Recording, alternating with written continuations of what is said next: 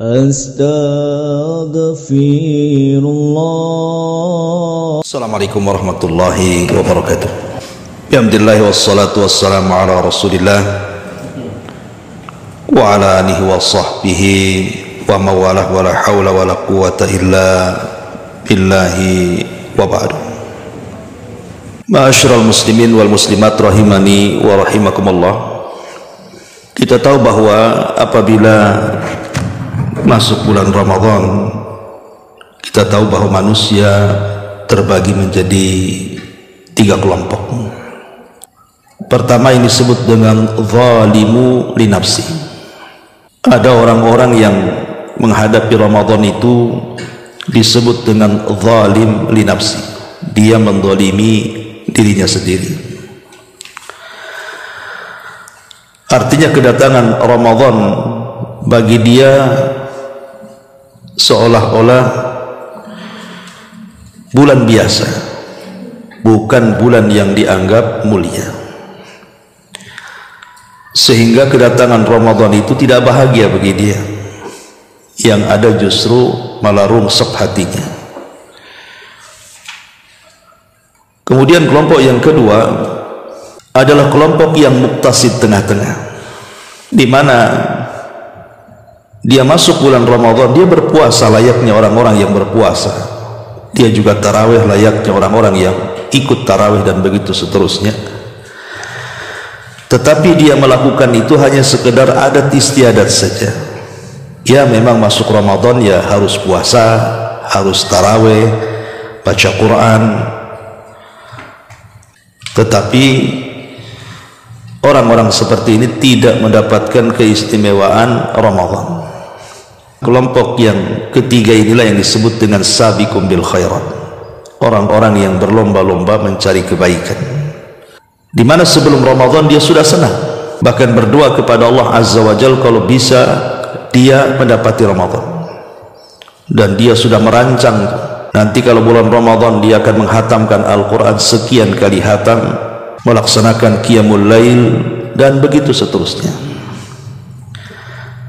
Inilah kondisi kaum muslimin apabila menghadapi Ramadan. Ma'asyiral muslimin yang muliakan Allah Azza wa Jalla, tentu kita ingin mendapatkan kelompok yang ketiga yang disebut dengan sabiqum bil khairat. Ada beberapa persiapan supaya kita masuk Ramadan itu betul-betul bisa memanfaatkan bulan Ramadan. Yang pertama, al-isti'anatu billah, meminta pertolongan kepada Allah Subhanahu wa ta'ala supaya masuknya kita ke dalam Ramadan betul-betul bisa melaksanakan seluruh perintah Allah Azza wa Jalla. Dan kita setiap hari membaca kalimat iyyaka na'bud wa iyyaka nasta'in, hanya kepadamu ya Rabb kami beribadah, dan hanya kepadamu ya Rabb kami meminta pertolongan. Karena tanpa pertolongan Allah hari ini saja atau malam ini saja antum tidak mungkin sampai di sini. Jadi sampai di sininya antum itu karena pertolongan. Makanya kalau masuk bulan Ramadan dari sekarang minta pertolongan kepada Allah agar kita bisa melaksanakan ibadah semaksimal mungkin di bulan Ramadan. Yang kedua, at-taubatu shadiqah, berusaha dari sekarang kita sudah memperbaharui taubat. Tentu taubat yang benar-benar taubat. Mana taubat yang benar-benar taubat? Artinya taubatan nasuha. Maklum ya, syurutut taubat, syarat-syarat taubat adalah meninggalkan dosa, berazam untuk tidak melakukan kembali, kemudian mengikuti perbuatan buruk dengan kebaikan, dan kalau itu berkenaan dengan hak manusia maka kembalikan.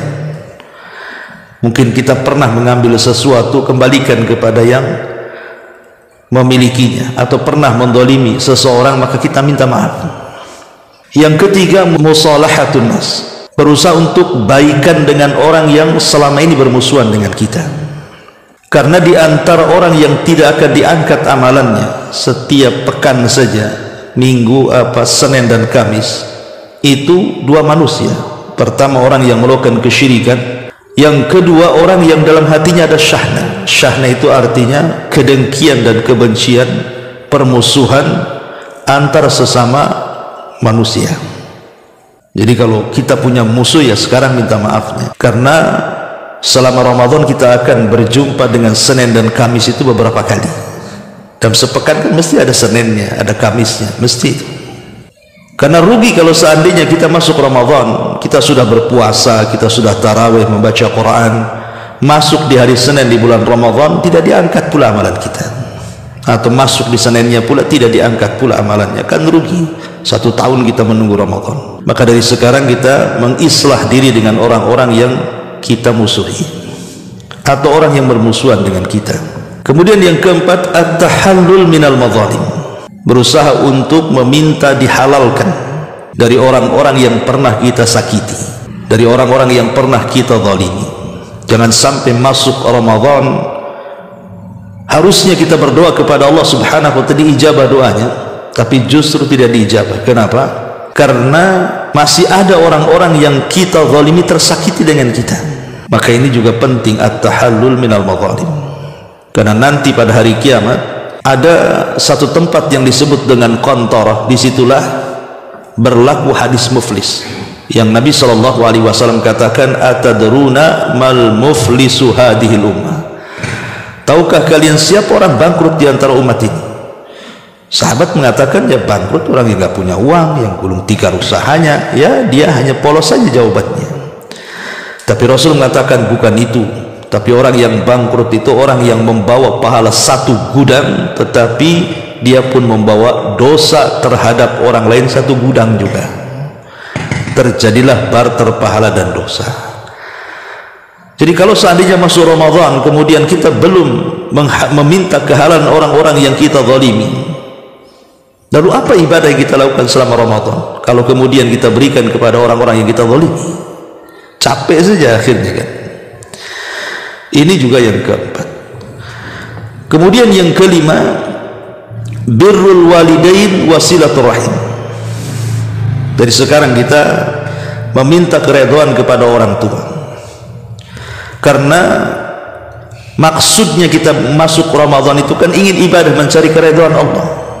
Kita tarawih, kita puasa, kita sedekah, baca Quran kan ingin mencari ridha Allah.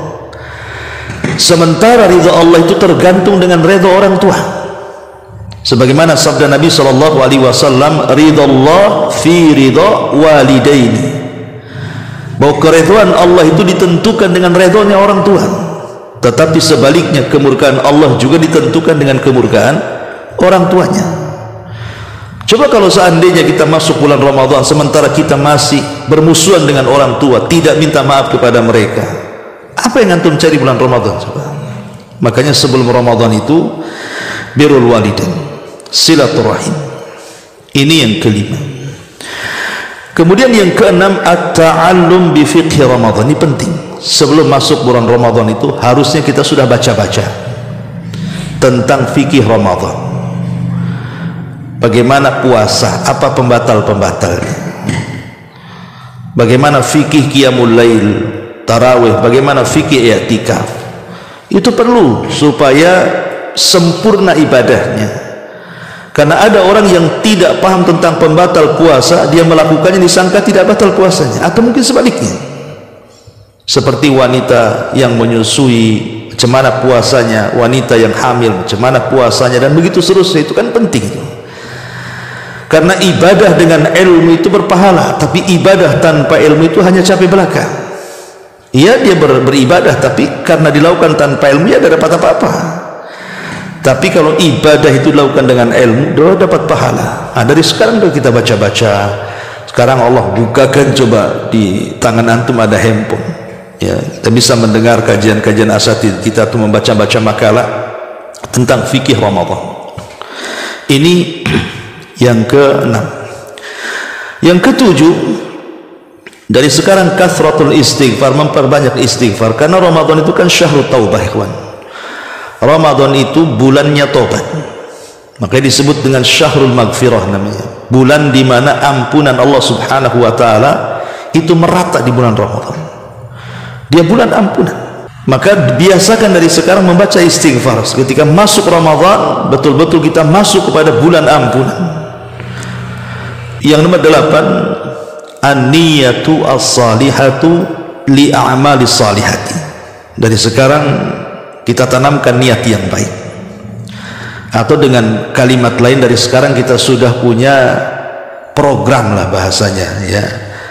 Oh, nanti bulan Ramadan insyaallah saya akan menghatamkan sekian hataman. Makanya kalau kita lihat para ulama dulu seperti Imam Malik rahimahullahu taala. Imam Malik itu kan setiap hari dia mengajar hadis di Masjid Nabawi. Tetapi kalau masuk Ramadan dia tidak mengajar lagi. 1 bulan dia tidak mengajar. Dia fokuskan manfaatnya untuk diri sendiri dengan cara apa? Membaca Al-Quran. Dia hafal Quran tapi tetap dia pegang mushaf dan dia hatamkan Al-Quran setiap hari 1 kali. Begitu juga Imam Zuhri rahimahullahu ta'ala, dia hatamkan Al-Quran 1 kali dan dia tidak pernah mengajar hadis. Atau Imam Bukhari juga sama. Dan Imam Ahmad setiap 3 hari sekali dia hatamkan Quran, tapi kalau masuk pada 10 akhir Ramadan dia hatamkan setiap hari 1 kali. Tentu ini tidak bertentangan dengan hadis Abdullah ibn Amr ibn As ketika berdialog dengan Nabi SAW. Kata Rasul, kata Abdullah ibn Amr, kata Rasul, wahai Abdullah ibn Amr, hatamkan Al-Quran itu minimalnya sebulan sekali. Kata Abdullah ibn Amr, saya sanggup wahai Rasul kurang daripada itu. Kata Nabi, kalau begitu 2 minggu sekali. Kata Abdullah ibn Amr bin As, saya sanggup kurang dari itu. Kalau begitu setiap 7 hari sekali. Kemudian kata Abdullah ibn Amr, aku sanggup kurang dari itu. Kata Rasul, ya sudah, 3 hari sekali kau hatam ke Al-Quran dan tidak boleh kurang dari 3 hari. Kata-kata Nabi SAW kepada Abdullah ibn Amr, jangan sampai kurang dari 3 hari menghatamkan Quran. Lah bagaimana dengan Imam Malik tadi, Imam Zuhri, Imam Bukhari yang setiap hari menghatamkan Quran? Apa tidak bertentangan dengan sabda Nabi SAW? Kata para ulama, hadis Nabi SAW sebagaimana disebutkan di Imam Ibn Rajab, hadis Rasul kepada Abdullah ibn Amr, jangan hatamkan kurang dari 3 hari, maksudnya di semua bulan dalam setahun kecuali Ramadan. Kalau Ramadan boleh, walaupun dihatamkan 1 hari 1 kali, karena Ramadan bulan Quran. Jangan sampai di bulan Quran kita tidak menghatamkan Quran, atau minimalnya jangan sampai bulan Quran kita tidak membaca Quran. Kan aib ikhwan, masa bulan Quran kita tidak baca Quran? Ini bulan Quran. Maka dari sekarang kita punya semacam agenda, kalau bisa ya minimal sebulan 1 kali hatam lagi. Masa tidak bisa kan itu? Kalau umpamanya kita ambil saja 1 hari 3 lembar, selesai lah itu, nggak sampai 1 bulan sudah hatam Quran. Masyaallah muslimin yang dimuliakan Allah Azza wa Jalla, intinya ada niat yang baik. Ada niat yang baik untuk melaksanakan tarawih, mencari tempat-tempat yang khusyuk, yang imamnya mungkin lama dan begitu seterusnya, supaya kita lebih khusyuk lagi. Nomor 9, as-sadaqatu. Dari sekarang kita sudah latihan sedekah. Abdullah bin Abbas radhiyallahu anhuma ketika mensifatkan Nabi sallallahu alaihi wasallam, Nabi SAW itu kalau bulan Ramadan itu menjadi manusia yang paling dermawan, bahkan lebih dermawan lagi apabila saat Jibril turun datang. Raja Al-Quran bersama Rasul itu seperti rih al-mursalah, seperti angin yang menghembus, bahkan lebih daripada angin yang menghembus. Saking dermawannya Nabi SAW. Dan alhamdulillah ya, alhamdulillah kita lihat Ramadan kaum muslimin terbuka hati mereka. Makanya kita lihat orang-orang yang memberikan iftar, orang-orang yang berpuasa itu kan hampir di semua masjid ada. Coba kalau antum di hari-hari biasa Senin Kamis ke masjid cari iftar, ada nggak? Nggak ada. Hanya di bulan Ramadan yang ada itu setiap hari. Bahkan hampir di semua masjid, bahkan di semua perumahan itu malah dibagi-bagi sedekahnya. Ini gang ini besok ngasih iftar kan gitu ya. Dan itu luar biasa karena Nabi SAW yang mengatakan man fattara shaim kana lahu ajru shaim. Siapa yang memberi makan orang yang berpuasa, dia dapat pahala orang yang berpuasa. Maka dari sekarang latihan bersedekah. Kemudian juga nomor 10, hifdhu as-salawat, menjaga salat. Kalau di luar Ramadan kita dianjurkan untuk menjaga salat, maka di dalam Ramadan lebih dianjurkan lagi untuk menjaga salat, terutama menjaga waktu-waktunya dan menambah dengan yang sunnah-sunnah kan itu. Kalau di luar Ramadan mungkin antum salat sunnah ya rawatib saja lah kan itu. Mungkin salat malam itu ya 1-2 yang melakukannya. Tapi kalau Ramadan kan qiyamul lail tiap hari. tiap malam kan itu qiyamul lail. Tapi ada yang lucu gitu ya, kalau tarawih dia tarawih, tapi kalau puasa tak mau pula dia. Aneh pula kan itu, siang tak puasa, malam pula tarawih kan itu ya. Tapi ada juga yang aneh, lebih aneh daripada itu, tarawih dia sholat, tapi sholat wajib pula ditinggalkan. Nah, ini kan lebih aneh lagi, aneh tapi nyata. Tarawihnya rajin, malam subuhnya nggak ada. Gimana, apa yang didahulukan? Yang wajib dulu baru yang sunnah, kawan. Bukan nih mementingkan yang sunnah meninggalkan yang wajib. Maka penting hifdzus salawat, ya, menjaga salat selain yang wajib juga yang sunnah-sunnah, karena itu tanda sayangnya Allah Subhanahu wa taala kepada kita ketika kita menambah yang wajib dengan yang sunnah, sebagaimana hadis qudsi ma'ruf, wa ma yazalu 'abdi yataqarrabu bin nawafil hatta uhibbahu. Ketika seorang hamba mendekatkan diri kepadaku dengan menambah yang sunnah-sunnah selain yang wajib, sehingga aku tanamkan kecintaanku kepadanya. Jadi sebab kecintaan Allah itu salah satunya menambah ibadah wajib dengan yang sunnah. Kemudian juga ad-doa, berdoa kepada Allah Subhanahu wa ta'ala. Karena para ulama salaf dulu 6 bulan sebelum masuk Ramadan aja mereka sudah berdoa, jangan sampai mereka tidak mendapatkan Ramadan. Apalagi kalau kita melihat konteks tentang kedekatan Allah saat kita berdoa itu terselip di ayat Ramadan. Ketika Allah Subhanahu wa taala mengatakan di dalam Al-Qur'anul Karim, wa idza sa'alaka ibadi anni fa inni qarib ujibu da'watad da'i idza da'an. Apabila hambaku bertanya kepadaku soal aku, katakan ya Muhammad, aku dekat, akulah yang mengabulkan setiap doa orang yang berdoa kepadaku.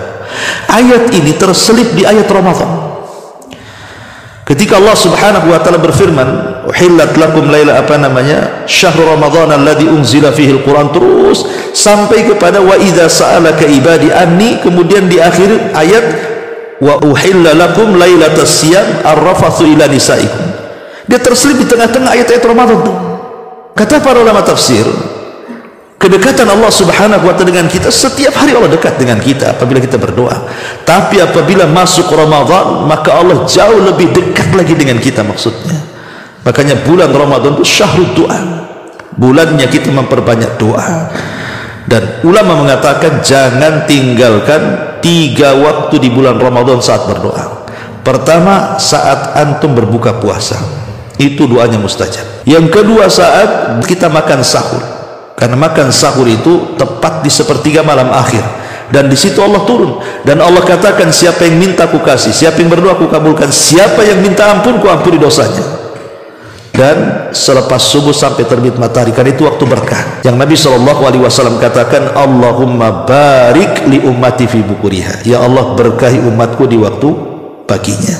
Maka persiapan Ramadan perbanyak doa.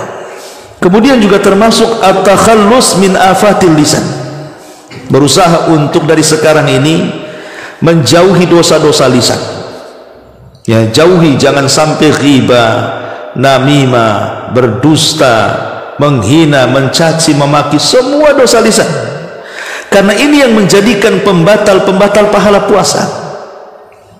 Kata Nabi SAW, rubba sa'imin laisa lahul jaza illal ju'i wal atas. Berapa banyak orang yang berpuasa itu tidak dapat apa-apa kecuali hanya menahan lapar dan dahaga saja. Apa penyebabnya coba?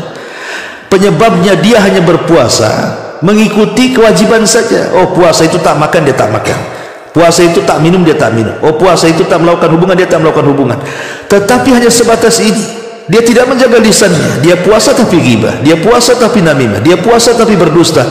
Maka ini sama dengan menghilangkan pahala puasa. Itulah yang disebut dengan qauluz zur. Kata Nabi SAW, man lam yada' qaulaz zur wal amala bihi falillahi an yada'a ta'amahu wa syarabahu. Kata Nabi SAW, siapa yang tidak bisa meninggalkan ucapan-ucapan yang berdosa, maka bagi Allah tidak akan menerima walaupun dia menahan lapar dan dahaganya. Nah, dari sekarang maka terbiasakan lisan itu dari dosa-dosa lisan itu, ya seperti itu. Kemudian juga at-takhallus min adati sayyi'ah, tinggalkan kebiasaan-kebiasaan buruk di luar Ramadan, sehingga masuk bulan Ramadan itu sudah menjadi kebiasaan baik. Kebiasaan buruk, ya, berteriak-teriak, ngobrol sana sini, tidak ada faedahnya, sana kemari, pokoknya tinggalkan hal-hal yang buruk. ya, supaya masuk Ramadan betul-betul menjadi pribadi yang baru. Kemudian juga ma'rifatus syarafi syahri, untuk meningkatkan semangat kita menyongsong Ramadan adalah kenali bahwa Ramadan itu bukan bulan biasa, tapi Ramadan itu bulan besar, bulan mulia, bulan hebat, bulan di mana pintu-pintu sorga dibuka, bulan di mana pintu-pintu neraka ditutup, bulan di mana setan-setan diikat, bulan di mana pahala-pahala kita dilipat gandakan, tidak ada batasnya. Ya, bulan di mana Ramadan ini ada satu malam yang kalau kita dapati, ibadah kita sama dengan 83 tahun, sementara umur kita aja belum sampai situ. Sebut dengan Lailatul Qadar. Bulan di mana mudah kita mendapatkan ampunan. Kata Nabi SAW, man shama ramadhana, wa fi riwayatin man qama ramadhana, wa fi riwayatin man qama lailata qadrin imanan wa ihtisaban ghufira lahu ma taqaddama min dhanbi. Barang siapa yang berpuasa, dalam riwayat barang siapa yang sholat malam, dalam riwayat barang siapa yang menghidupkan Lailatul Qadar penuh iman dan mengharap pahala Allah, Allah gugurkan dosanya. Jadi supaya kita ini semangat ketika melihat bahwa Ramadan ini bukan bulan biasa, bulan mulia gitu ya, bulan banyak pahala. Orang kalau sudah mendengar pahala tentu akan semangat kan. Contoh mamanya kalau antum umroh atau haji, mendengar bahwa di Masjidil Haram itu kalau antum sholat, 1 kali sholat sama dengan 100.000 kali sholat, kan semangat antum, senang ya. Atau sholat di Masjid Nabi sama dengan 1000 kali sholat di masjid-masjid yang lainnya. Atau ketika bersedekah dilipat gandakan sampai 700 kali lipat. Atau ketika membaca Quran 1 huruf sama dengan 10 pahala, kan senang kita kalau mendengar pahala itu kan. Lah Ramadan gak ada lipatannya ya kawan. Pahala di bulan Ramadan tuh gak ada lipatannya. Kalau itu masih ada lipatannya 100.000 kali kan gitu ya. Ini tidak ada. Kata Nabi SAW dalam hadis kursi, Allah berfirman, as-sawmu li wa ana azzibi. Puasa itu untukku, kata Allah, aku yang akan membalasnya, tanpa menyebutkan berapa pahalanya. Dahulu di zaman Nabi SAW ada 2 orang berkawan, yang satu mati syahid, yang satu mati setelahnya tapi tidak mati syahid ya. Abdullah bin Amr bin As kalau tidak salah bermimpi ketika kemudian yang mati syahid, kemudian setahun setelahnya kawannya juga mati tapi tidak mati syahid, dijumpakan di pintu surga. Kemudian Allah mengatakan kepada yang meninggal setelahnya ya, tapi dia mendapatkan Ramadan, masuk surga dulu kamu, yang syahid belakangan. Jadi Abdullah bin Amr ini bermimpi seperti itu, langsung diceritakan kepada Nabi. Kok bisa? Harusnya yang mati syahid kan masuk surga duluan, karena yang satu tidak masih mati syahid tidak. Karena bukankah orang yang mati syahid itu masuk surga tanpa hisab? Maka Rasul menjelaskan, ya, kenapa kemudian yang hidup 1 tahun setelahnya, walaupun dia tidak mati syahid, tapi dia mati setelah bulan Ramadan.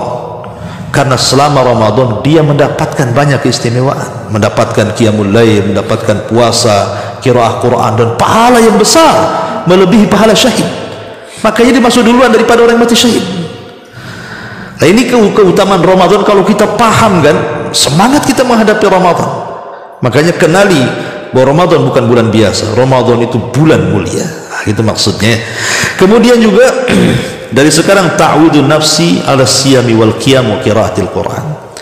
Ya, kalau bisa ibadah-ibadah vital di bulan Ramadan itu kita biasakan dari sekarang. Oh, Ramadan itu nanti kita akan berpuasa. Ya, kalau bisa kita puasa dari Sya'ban. Kan itu ya. Oh, bulan Ramadan qiyamul lail. Kalau bisa ya kita berusaha untuk sholat malam dari sekarang. Oh, kalau Ramadan itu biasa baca Quran. Kalau bisa kan dari sekarang kita baca Quran. Biasakan ibadah-ibadah yang kita akan lakukan di bulan Ramadan, lakukan sekarang, itu maksudnya, untuk persiapan Ramadan. Karena orang yang membiasakan sesuatu, ketika masuk kepada kebiasaannya, bagi dia kebiasaan itu ya akan luar biasa bagi dia. Contoh mamanya orang yang biasa membaca Quran, dia mudah menghatamkan Quran.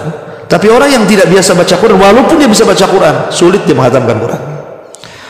Orang yang jarang qiyamul lail, sekali ketemu Ramadan imamnya 1 juz, pindah masjid dia. Gak biasa kan? Lam yakunil aja kelamaan katanya.